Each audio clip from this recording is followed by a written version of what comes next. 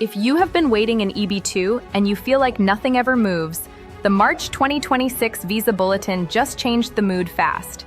The big headline?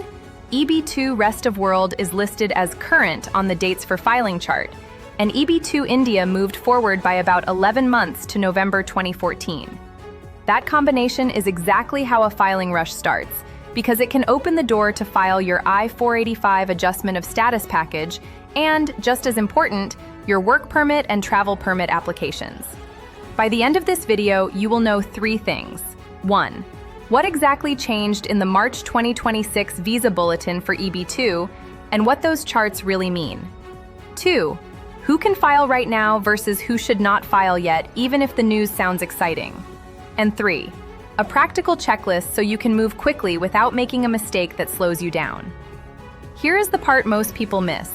The Visa Bulletin is only half of the story. The other half is which chart USCIS tells you to use for filing your I-485 in that month. So, we are going to separate what we can say with confidence from what you still need to verify before you ship anything to USCIS. Let us start with the basics in plain English. The Department of State publishes the Visa Bulletin every month. Inside it, there are typically 2 key charts for employment-based categories like EB-2. One is often called Final Action Dates. The other is Dates for Filing. Think of Final Action Dates as the date that controls when a green card number can actually be issued, meaning final approval of the green card can happen if everything else is ready. Dates for Filing is more like a gate that can let you file your I-485 package earlier, even if the government cannot approve the green card yet. That early filing can be a big deal because it can also let you apply for an EAD work permit and Advance Parole travel authorization while you wait. Now, here is the March 2026 update you brought in. You said EB-2 Rest of World, including Mexico and the Philippines, is current on the dates for filing chart. In plain terms, current means there is no cutoff priority date listed on that chart for that category and those countries. That is the green light signal on that chart that people in EB-2 row are not being held back by a priority date line for filing purposes. Microhook. This is where people get delayed, because many applicants hear current and assume they can file automatically. Not always.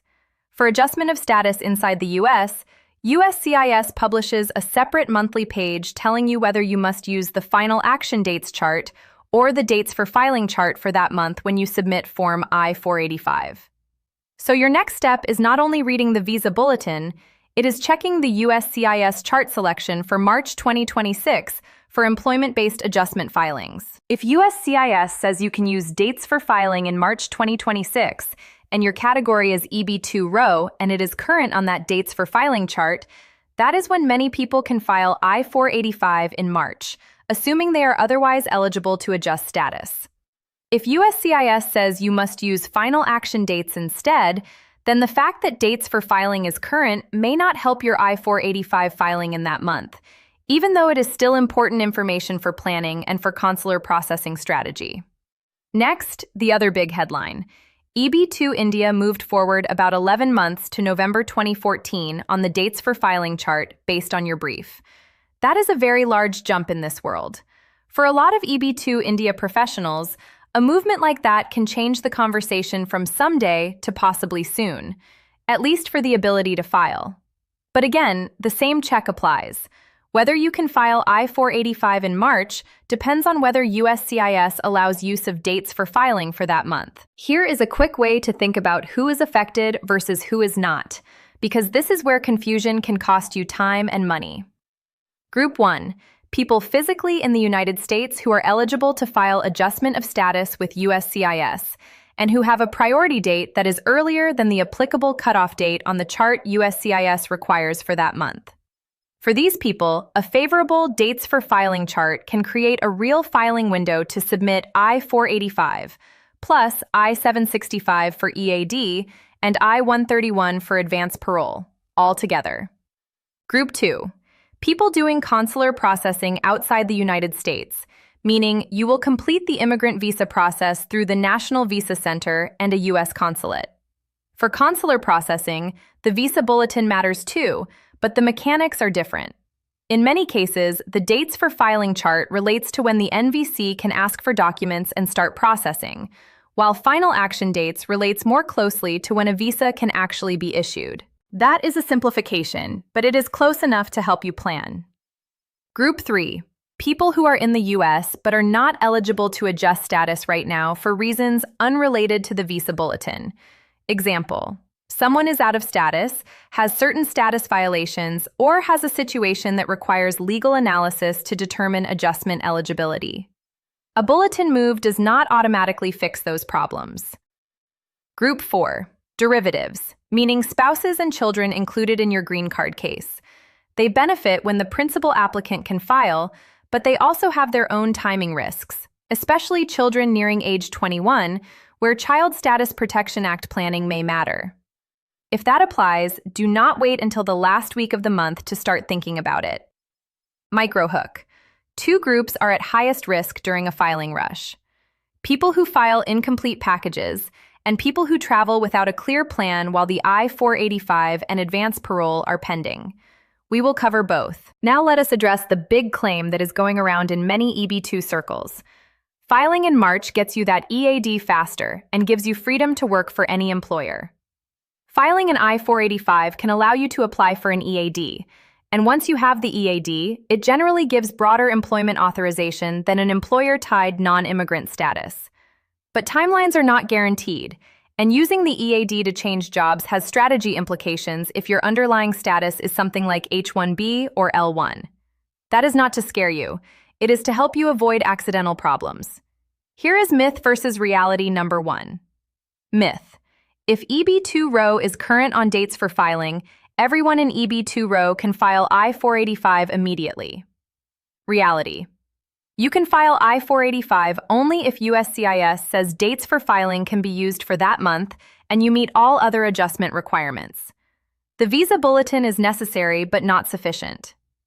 Myth versus reality number 2. Myth: filing I-485 means your green card is basically approved. You are just waiting for the card to print. Reality: filing is only the start of the USCIS process. You still must pass background checks, medical requirements, admissibility screening, and USCIS review of your underlying petition and eligibility. Many cases are delayed for simple documentation gaps, not because the priority date is the issue. Now, why would we see a big forward movement like an 11-month jump for EB-2 India on dates for filing, and EB-2 row becoming current on that chart? Without inventing reasons, here are the common mechanics that can contribute. 1 is demand management. The government is constantly trying to balance the number of available immigrant visas with the pipeline of applicants. If demand is lower than expected in one category or country, cutoffs can move forward to encourage filings and document intake. Another is spillover and category movement dynamics. Employment-based numbers can shift based on usage patterns across categories, though the exact month-to-month decisions are not always fully transparent publicly. Another factor is backlog and processing capacity. Sometimes the government will move dates for filing more aggressively than final action dates because it wants cases in the pipeline, ready to approve when numbers become available. And another factor is timing. March bulletins can reflect mid-fiscal year adjustments as data becomes clearer. Microhook. And here is the small detail that changes everything for your personal plan. Even if you can file in March, it matters whether you are already in the US, whether you are maintaining a non-immigrant status you want to keep, whether you need to travel soon, and whether you have a spouse and kids who also need to file.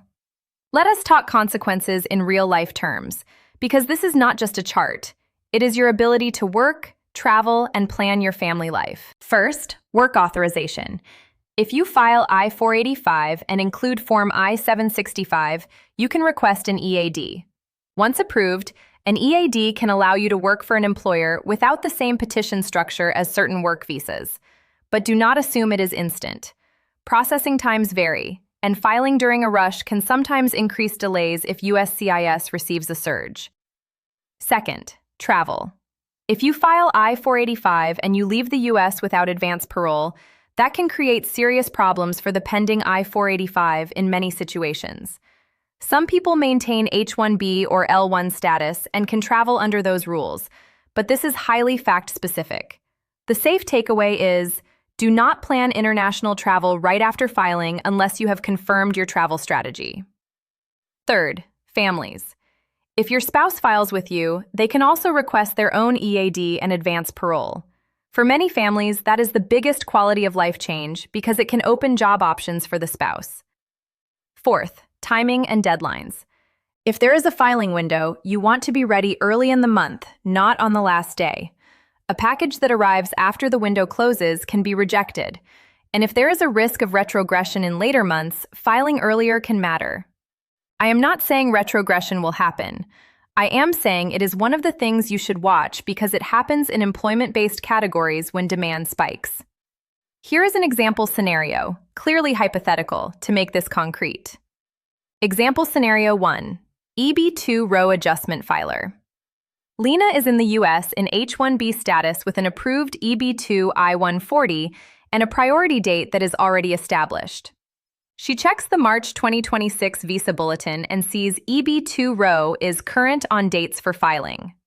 She then checks the USCIS page for March 2026 and sees which chart USCIS is accepting for employment-based I-485 filings. If USCIS allows dates for filing, she prepares a full package: I-485 for herself and her spouse, I-765 for both, I-131 for both, medical exam if required under the current rules, and a clean set of supporting documents. She ships it early in March with tracking.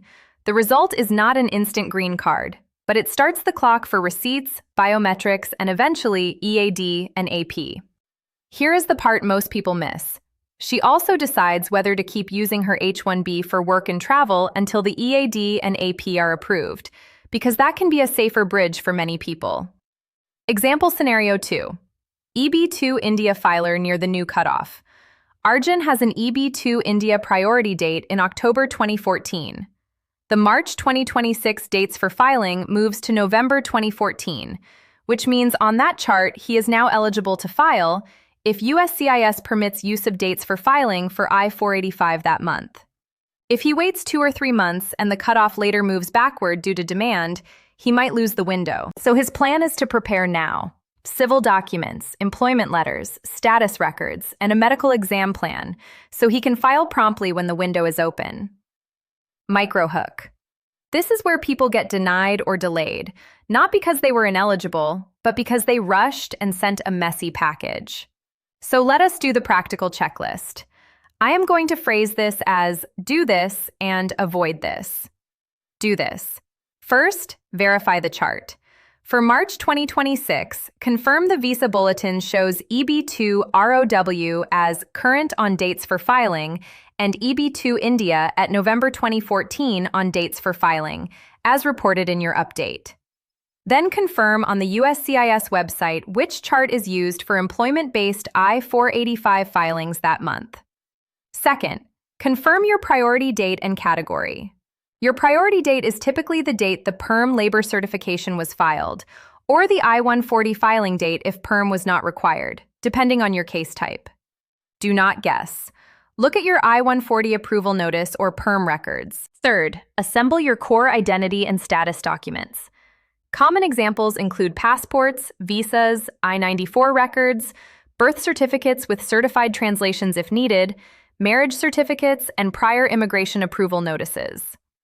Fourth, plan your medical exam timing carefully. Medical exam rules and validity can change, so follow current USCIS instructions at the time you file. Do not rely on old forum posts. Fifth, think through travel and work strategy. If you have upcoming travel, plan whether you will wait for advance parole or whether you will travel in a way consistent with maintaining a status that allows it, if applicable.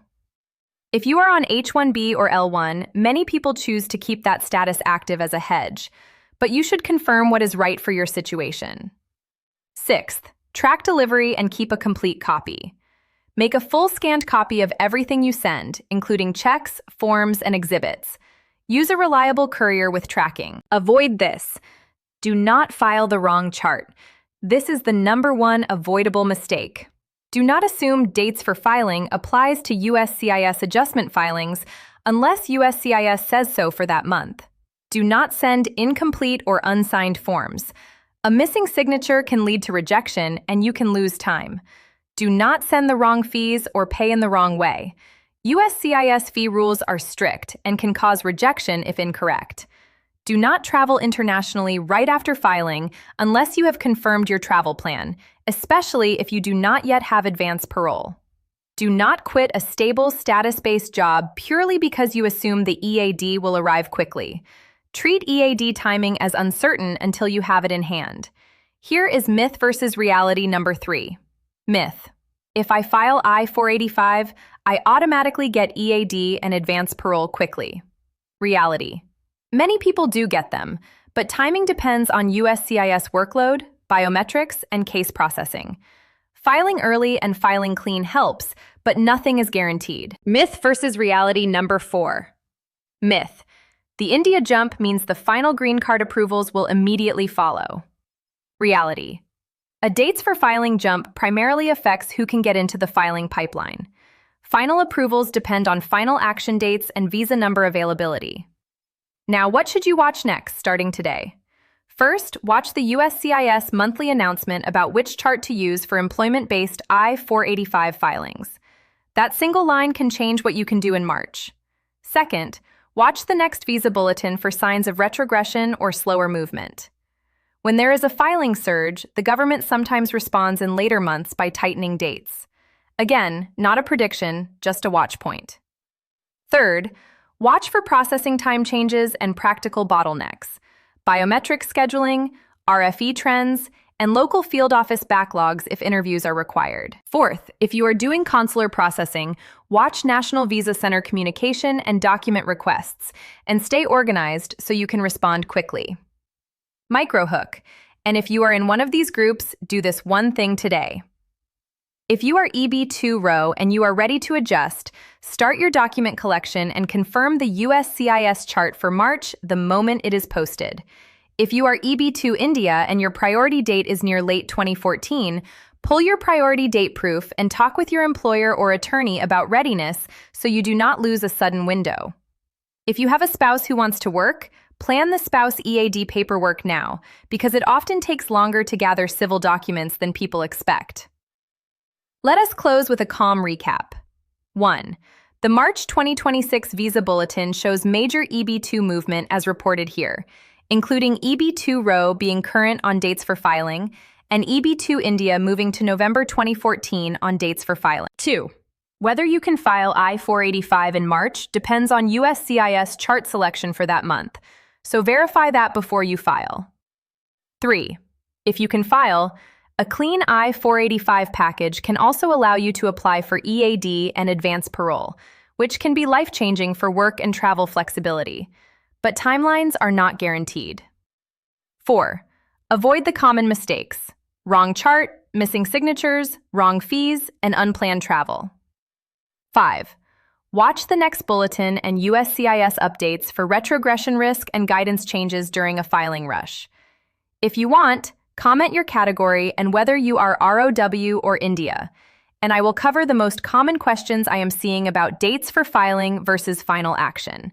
And if this kind of calm, step-by-step immigration update is helpful, subscribe and turn on notifications so you do not miss the next Visa Bulletin breakdown.